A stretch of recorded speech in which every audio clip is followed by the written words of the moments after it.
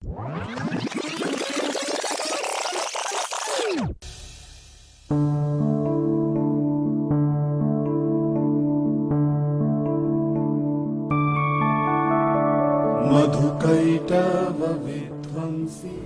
Ali park, Maddox square, Shobhabazar রাজবাড়ি বা দেশপ্রিয় park, এইসব জায়গা জনপ্রিয়তা তো প্রচুর। এবার কালী পুজোয় যাবেন নাকি নিমতলায়? না না, শ্মশানের কথা বলিনি। এই নিমতলা হলো কল্যাণপুর বাদু। এখানে ছিল এক বয়স্ক নিম গাছ, যার জন্য এই জায়গার নাম হয় নিমতলা। কেন আসবেন এখানে? চলুন তাহলে আগে একটু গল্প শোনাই।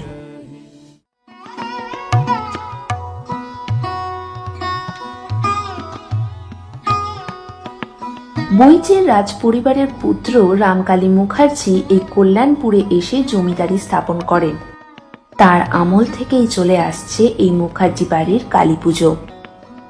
এই পুজো শোনা যায় প্রায় 400 বছরের ঐতিহাসিক পুজো, এবং সেই পুরনো রীতি মেনে আজও পুজো করে আসছেন এই মুখার্জি পরিবার। এই পুজো পালা করে হয়, কারোর 5 বছর অন্তর তো কারোর 9 বা 2 বছর অন্তর। কল্যাণপুরের মা অর্থাৎ এই মুকুজ্জে কালী কিন্তু খুব জাগ্রত। অনেকের মানসিক পূর্ণ হয়েছে এই মায়ের কাছে এসে। পুজো হয় কার্তিক মাসের অমাবস্যায়, ঠিক দুর্গাপুজোর পর। মা কিন্তু মাত্র একদিনের জন্যই আসেন। আর দশমীতে হয় কাঠামো পুজো। মূর্তি তৈরির কাজ মুখুজ্জেদের ঠাকুর দালানেই হয়। এই বাড়ির রীতিনিয়ম অনুযায়ী অনেকেই মায়ের পুজোয় বংশ পরম্পরায় কাজ করে আসছেন, যেমন ঢাকি, মূর্তি কারিগর এবং অনেকেই। মায়ের পুজোর জন্য বাড়িতে তৈরি হয় হাতে করা বড়ি ও নারকেলের নাড়ু। কালী পুজোর দিন সকালে বাড়ির পুকুরের মাছ ধরা হয়। 10 কিলো ওজনের মাছ যায় মায়ের ভোগের ঘরে। এছাড়াও অনেক রান্না হয়, যেমন খিচুড়ি, নরকম ভাজা, ভাত, মাছের ঝাল, 2 রকম তরকারি, চাটনি, পায়েস। বলি বন্ধ হয়ে গেছে অনেক বছর হলো। এখন মাকে চাল কুমড়ো উৎসর্গ করা হয়। তবে এর আগে যে যত বেশি পাঁঠা বলি দিত, তাকে ফেনি বাতাসা ও মুরগি মাটির সরাই করে উপহার করা হতো।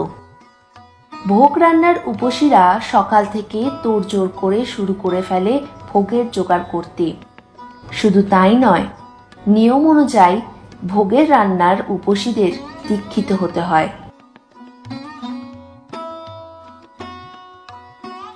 ঠিক সন্ধ্যায় গয়নাগাটি পরে একেবারে তৈরি হয়ে যায় মা তার বেদিতে ওঠার জন্য। মায়ের পুজো হওয়ার আগে পূর্বপুরুষ নিয়ম মতে দীপান্বিতা লক্ষ্মী পুজো হয়ে অলক্ষ্মী দূর করে তারপর ঠাকুরমশাই বসেন মায়ের পুজোয়। একে একে হয় দক্ষিণা কালী পুজো, কল্যাণী কালী পুজো, মালসা পোড়ানো।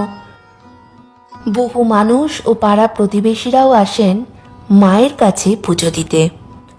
এই একটা দিন, যেই দিনে মা এসে তার সমস্ত ছেলে মেয়েদের কাছে টেনে এক জায়গায় মিলিত করে।